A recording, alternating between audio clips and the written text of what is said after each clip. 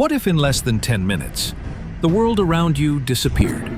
No sirens, no warning, just silence, followed by wind that shakes the ground. This isn't science fiction. This is what happened in Las Vegas.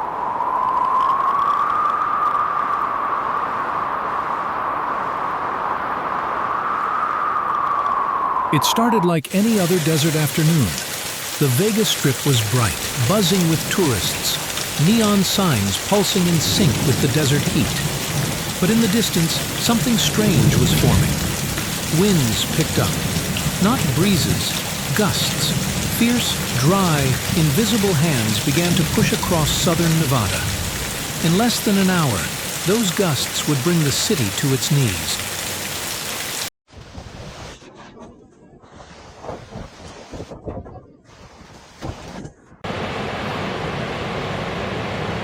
A thick, gritty wall of dust surged into the valley. Within minutes, visibility dropped to just a few feet. The air turned brown. The skyline faded behind a curtain of sand. Entire neighborhoods vanished into a choking fog. Tourists froze. Locals ducked indoors. Cars stopped in the streets. A city built on spectacle went dark, swallowed by Earth itself.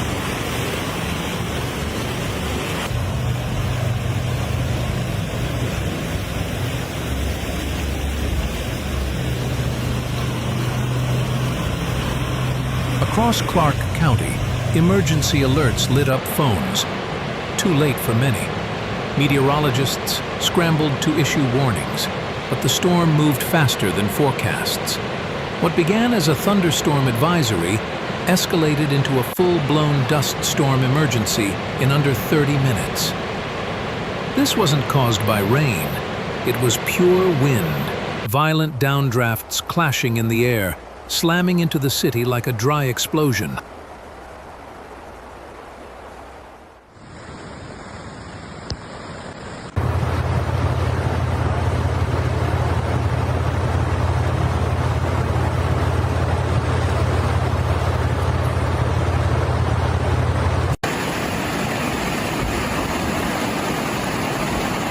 Wind speeds hit 60 to 70 miles per hour, powerful enough to twist signs, snap trees, and crack utility poles like matchsticks.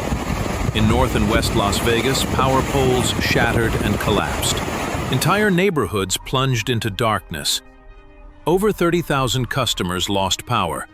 In some cases, poles fell across roads and driveways, trapping residents inside.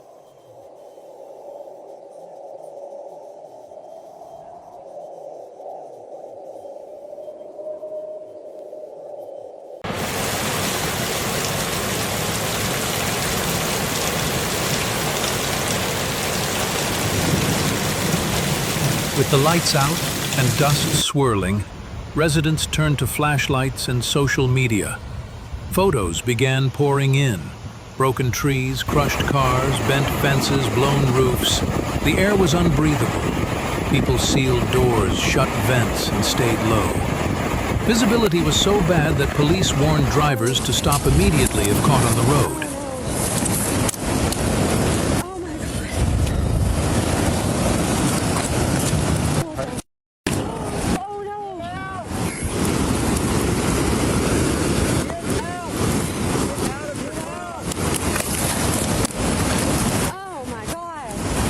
Then came the secondary disasters.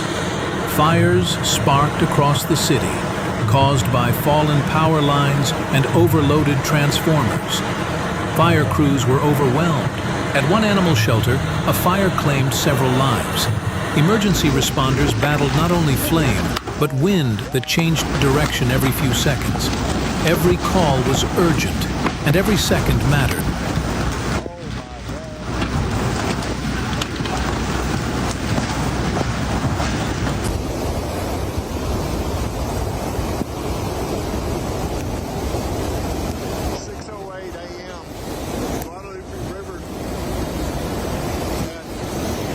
As night fell, the Vegas Strip, usually buzzing with life, went eerily quiet.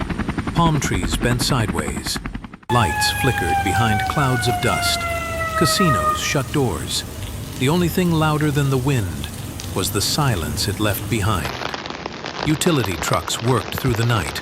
Their blue flashes danced across empty roads, while hazard lights from stalled cars blinked like distress signals.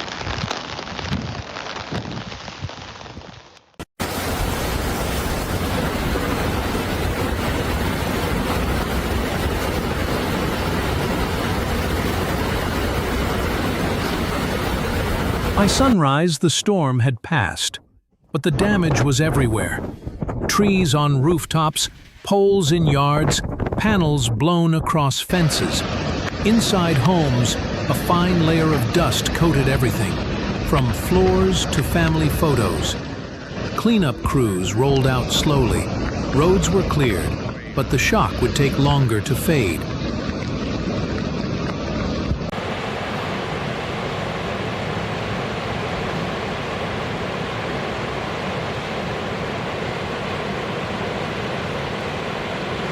So, what caused it? Experts say it was a dry microburst, air that cools rapidly, plunges downward, then blasts outward with hurricane-level force. It may sound rare, but it's becoming more common. Las Vegas is no stranger to heat. But when heat meets instability and the wind runs wild, this is what happens.